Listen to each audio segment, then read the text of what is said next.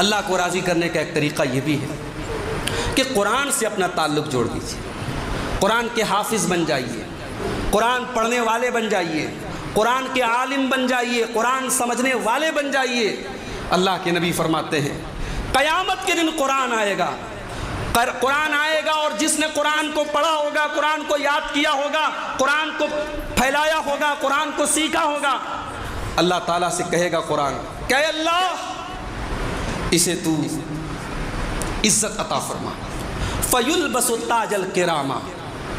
تو اس قرآن کے پڑھنے پڑھانے والے کے سر پہ کرامت کا تاج رکھا جائے گا،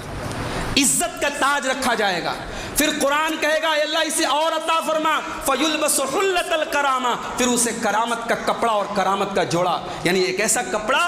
جو ہزاروں لاکھوں کے بیچ میں پہچان ہوگی کہ بھائی یہ قرآن پڑھنے پڑھانے والا، قرآن کا عالم، قرآن کا ٹیچر، قرآن کا حافظ، قرآن کا سیکھنے سکھانے والا ہے، اس کا لباس بھی عزت والا لباس ہوگا۔